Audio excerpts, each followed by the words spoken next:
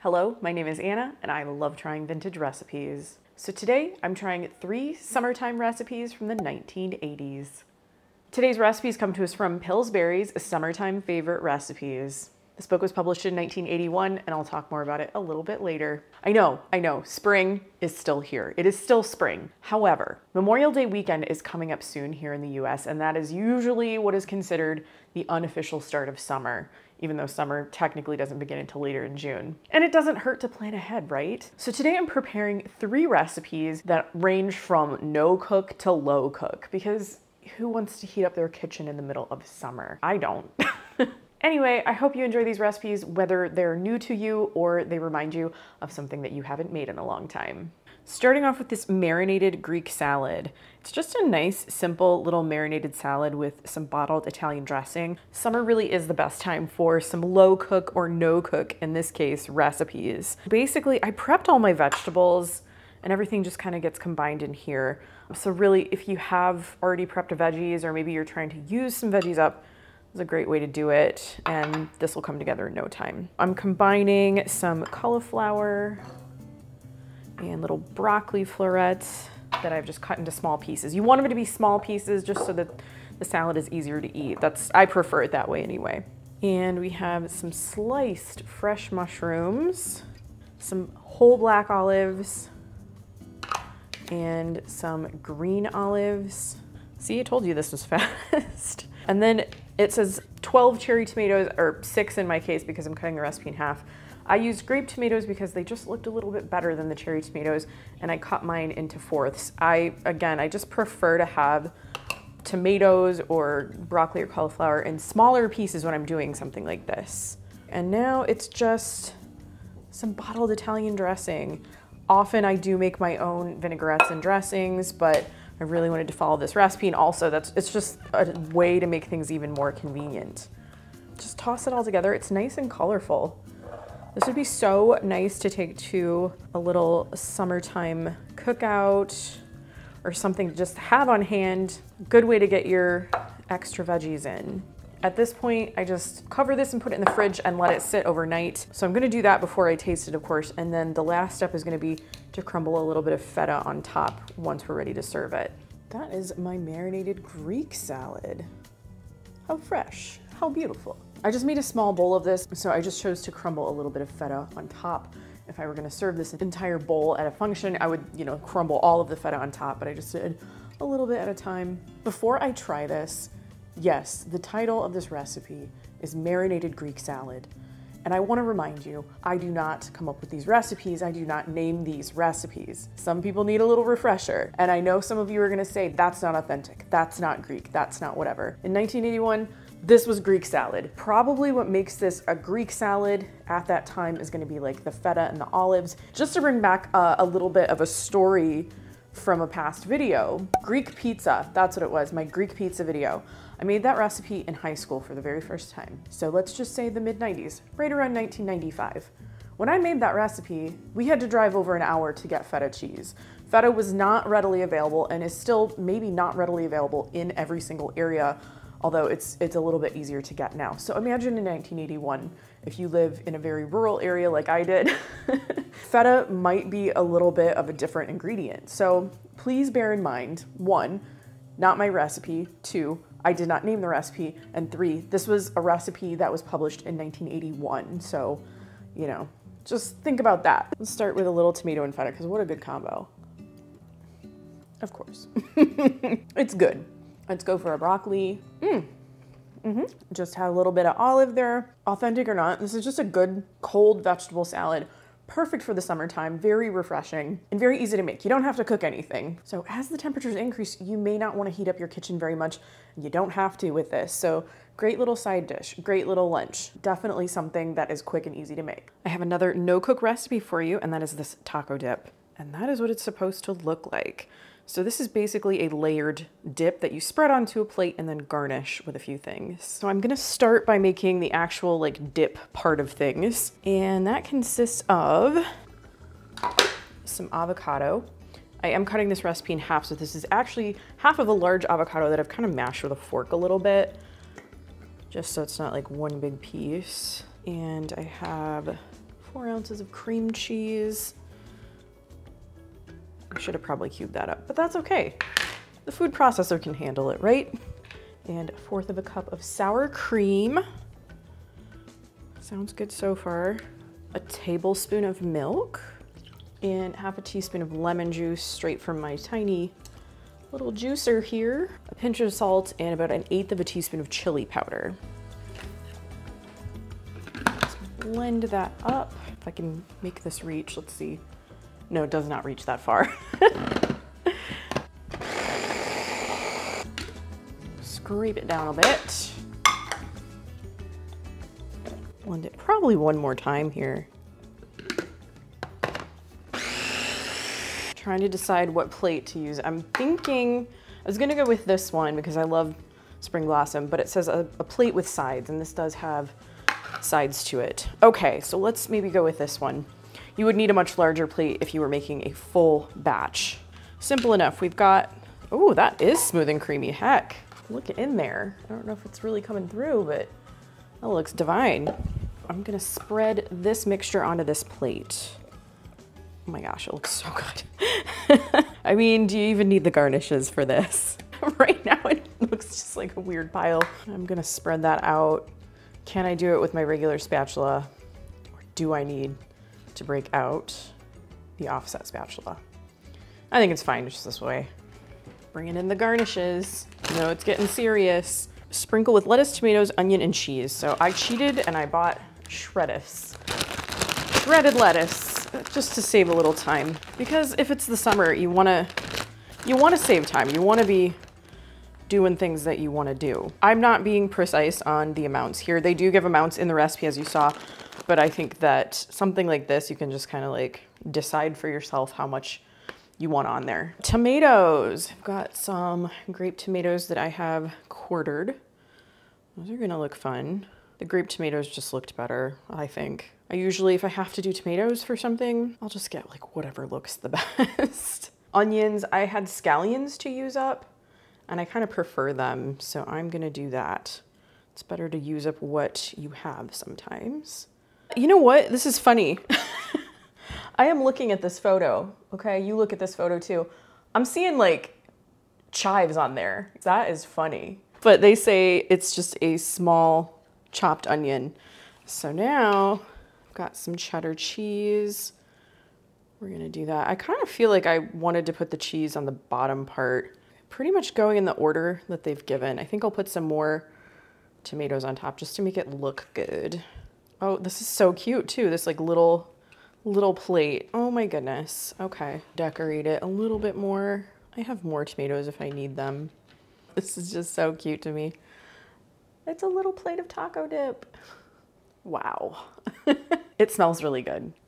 And I love dips, I love snacks. You already know that if you've been here for a while. I am excited to try this. It would be perfect, if it tastes good, it would be perfect for like a pool party. Not that I have a pool, but you know, any kind of summer occasion. It kind of looks like a pizza in my hand when I'm holding it. Let me grab one of my chips.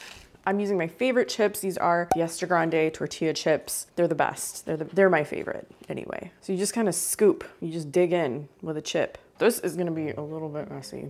Oh man. Oh, that is good. Okay, very subtle, creamy avocado flavor, which I like.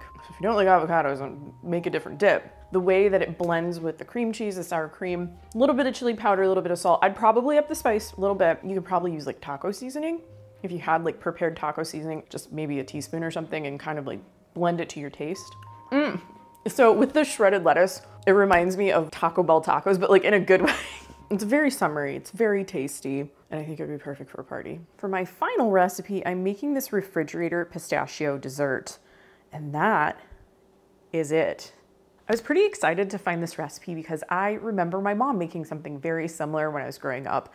You know, it was something that we frequently took to potlucks and family functions and things like that. But the most exciting part is that this recipe is highly, highly customizable.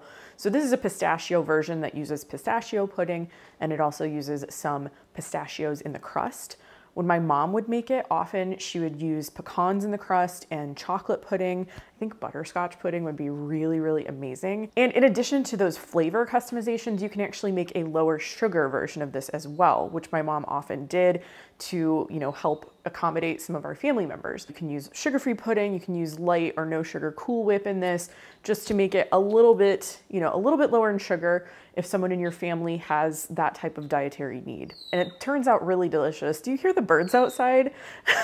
We have a lot of, so many noises. That was the oven, that is a bird. I'm gonna get going on this dessert. I preheated my oven to 350 degrees because there is a little bit of baking involved in this. You do have to bake the crust. Otherwise, it's a refrigerator dessert. I also greased a 9-inch baking dish. This is a snowflake baking dish, and that did not occur to me that it is a snowflake baking dish and I'm making a summertime recipe in it. It didn't occur to me until I was greasing the dish.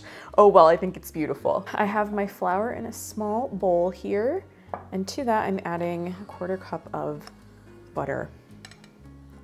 And again, I'm cutting this recipe in half. If I didn't mention that, sometimes I forget to say that, but I often cut recipes like this in half. It makes 12 servings in a 9x13 pan, and that's just a lot. That's a lot for us to handle. So I do need to cut this butter into this flour until it is crumbly. So that mixture is perfectly crumbly, just the way I need it to be. So now I'm adding some finely chopped pistachios. And even the recipe says, I looked at it a little bit further, it says chopped pecans can be substituted if pistachios are unavailable. So that's kind of nice. You know, you could probably use walnuts if you wanted to. I remember pecans being very, very good. And I think that the pistachios in this are also going to be excellent. So just kind of mixing that together gently and bringing in my pan here. And I have to press this mixture into the bottom of the pan. That is what it's looking like. Now I have to bake this for 18 to 22 minutes at 350 degrees. I'll probably start with the 18 and see if it needs some more time. Right, the crust is cooling. I ended up baking it for about 20 minutes. So next we're gonna do the second layer. This is like a 3-4-ish layer dessert. So I have some powdered sugar here in my bowl, and to that I'm adding some very soft cream cheese. And I forgot my hand mixer, one moment. Okay, I think we are in business. Okay, there is my smooth mixture of cream cheese and powdered sugar. It's pretty thick. And now I'm gonna fold in some Cool Whip. This is 2 ounces of Cool Whip because again, cutting this recipe in half. Folding, folding, folding. Coming in with the cooled crust. That is what it looks like, by the way, just a little bit brown around the edges. So now I have to spread this mixture over the crust. Nice. Offset spatula, best tool for the job on this. It just makes it so much easier. You can get really even. It's a lot more comfortable to hold as well, I think. And of course, as always, I will link my favorite in the description because I do have people who ask me. Okay, 2 layers in, ready to move on to the third. We're ready for the pistachio pudding. And pretty much what you're doing here is making a thicker version of the pudding. So normally if you just want to eat this as just regular pudding, you would mix it with 2 cups of cold milk. And in this case, I'm mixing it with 1.5 cups of cold milk. So it's a little bit, it'll end up being a little bit thicker than just regular pudding. Oh my gosh, that green. I mean, I put this in a green bowl, but can you appreciate how green that is? Yes. I don't mind a bit because green is my favorite color. Look at that green. Okay, yeah, it's pretty thick and that is what you want. I whisked this for 2 minutes. So it goes on top of the cheese layer, I guess you could say. I do love this color so much. And you know what? I think it's gonna taste incredible too. So I'm happy about it. And let me get that offset spatula once again. Spread this out. This is one of those desserts that I just kind of forgot about. It's been so long since I've had it. I don't believe I've ever had it with pistachio. I think we mostly did it with like chocolate, but I really do want to try butterscotch. I think that would be so good. Maybe banana. There's like a banana pudding or even a white chocolate pudding. I was just, you know, as I was getting ingredients for this recipe, I noticed how many flavors they have that I hadn't, you know, really considered before. Gosh, you know, it's almost a shame that this is not the top layer because look how much that green comes through. So I'm going to put the final layer on here in a moment, and that's just whipped cream or Cool Whip rather. And I'm just going to like plop it and then very gently spread it on the top.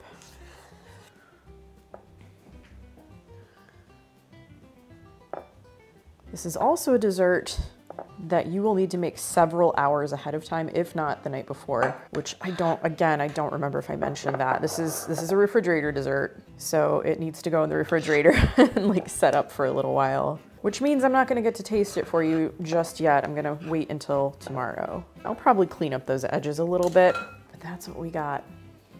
That is what we got. Now I almost wish I would have used a clear dish, but you know, that pattern is beautiful. Anyway, I'm gonna pop this into the refrigerator and then I'll give it a taste tomorrow. Check out those layers. Nice, right? Super excited to try this. I hope it's as good as I remember the one my mom used to make. And yes, I had to take like a couple pieces out of this pan to get the nice piece for the thumbnail, but you can kind of see more layers in there. There we go, that tip, there we go. Nice, okay, ready to try this. I love an icebox dessert. I love a refrigerator dessert. I know it's gonna be good, it's gotta be. I forget about pistachio, but it's really good. I love that little bit of salt from those pistachios to kind of like counteract the sweetness of everything else. And then there's like a little bit of a cheesy, savory quality because of the cream cheese, like a cheesecakey quality to it. So good. This is gonna be very enjoyable. I'm so glad I made this. Make this for sure. Even if you don't like pistachio, make another flavor. Chocolate, butterscotch, banana, whatever. The whole combination of all the layers is wonderful. Pillsbury's Summertime Favorite Recipes was published in 1981. And it's one of those little grocery store checkout, you know, magazine counter kinds of recipe booklets. Admittedly, I didn't collect these as much in the past, but in recent years, I've really started to enjoy them, especially the ones from the 70s and 80s.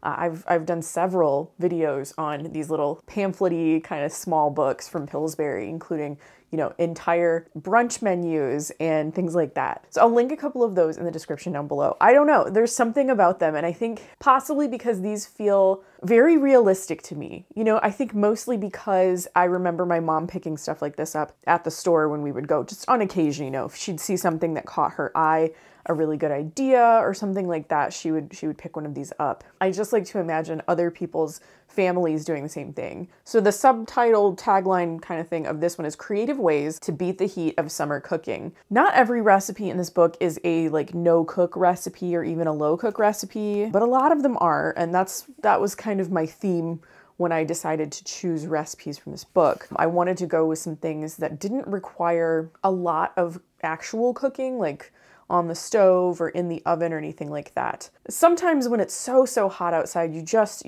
don't want to turn on your oven. So there are other things you can do. You know, of course you can go with no cook or low cook recipes, but you can also use your slow cooker, your air fryer, that kind of thing. So appliances that are not your oven, they're not going to make your entire house warm. Let's look at some photos. These photos, I just love them. This one, so summery and festive. It makes you feel almost like you're on vacation with those fancy drinks. I may have a video about fancy summer drinks coming out soon, so keep an eye out for that. Oh, look at this. Hot dog ideas. Don't we all need some hot dog ideas? Well, they have a whole bunch of them here for you. That looks great. I want to make this and I just want to like take it to someone and leave it on their doorstep. My friends better watch out. Add one of the following accompaniments: chili, sloppy joe filling, barbecue sauce, and chopped green pepper, sauerkraut and baked beans, shredded cheese and cooked crumbled bacon. Okay, this is a new one, and I may just try it. It says cottage cheese and sliced green onions, and then you broil it. I don't know about that one, but it sounds pretty interesting. And I do love cottage cheese. I always have some in my refrigerator. Has anybody out there tried this particular hot dog idea with cottage cheese on top? I don't know, but it sounds fun. I don't see that particular hot dog idea, you know, featured on this page. We also have pocket bread ideas, hero sandwiches, just all kinds of things. There's drinks, appetizers, main dishes, desserts, side dishes in this book. Ooh, that looks good. That taco salad. Yeah, those are definitely Fritos too. There's been an increase in the number of Frito recipes that I've made lately somehow. I don't know. I didn't do it on purpose. I love the way that this photograph is like glowing from beneath.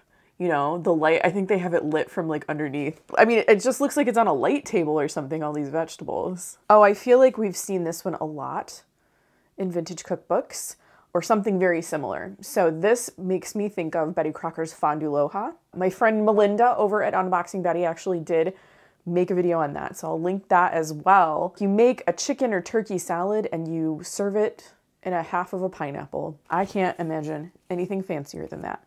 What is this? This tomato cheese pie. Okay, that sounds delicious, especially with tomato season coming up. This book may make another appearance a little bit later in the summer. We'll see. I want to make that pie. Ooh, peach Melba. We've got some lovely looking desserts here. And we also have a little order form in the back for Pillsbury Kitchen's Family Cookbook. I don't have this one. Surprisingly, I do not have this one. You can get a deluxe ring bound or regular case bound. I love the ring bound ones, the ones that are sort of like a binder. So I will be on the lookout for that one. I always like finding old order forms and things in the back of these cookbooks too. So much fun. Okay, look at this. This is like the summer. It's got, you know, baseball. It's got an American flag in the background. These are summer foods. We got sandwich and chips. Can you resist a sandwich and chips? I sure can't. Sometimes it really just hits the spot. I love barbecue chips with, well, so I have, if you buy a sandwich from somewhere, I have like very specific chip needs. So if I'm going to Subway, it is Harvest Cheddar Sun chips. 100% of the time. I gotta have those Harvest Cheddar Sun chips. If it's like Jimmy John's or Jersey Mike's, I gotta go barbecue chips. Especially Jimmy John's, those like very crunchy barbecue chips. Am I hungry? Did I eat lunch? Sandwich and chips. Okay, well, I think it's time to talk about the recipes I made today. So my first recipe was the marinated Greek salad, and I didn't know it until right now, but there's a picture of it. That is the marinated Greek salad. That one looks a little bit more beautiful because it is layered in a very tall, clear bowl, and mine wasn't. This was very tasty. It was just so simple. I mean, if you have a bottle of Italian dressing, you can do a lot of things with it, including make this salad or a pasta salad or something like that. And I do understand, like, vinaigrettes and Italian salad dressing can be very simple. You know, it can be very easy to make on your own. But having a bottle in your fridge, I mean, if you need something quick, like, you can do something like this. And it was very refreshing, you know? I'm always looking for new ways to eat more vegetables. And this was a really good way to get, like, a variety in all at once. I had it probably for, like, several days afterward, and it was just as delicious as the first day that I tried it. It helps that I really love olives and I really love feta cheese. And again, you know, please remember the time that this cookbook was published in 1981. For some people, this was a Greek salad, and it is a good one. That one was just so easy to put together that if you're kind of in a hurry, you know, this would be a really good salad to like pack in a lunch too, I think. So the next recipe I tried the taco dip. That is a photo of it. Mine didn't look quite like that.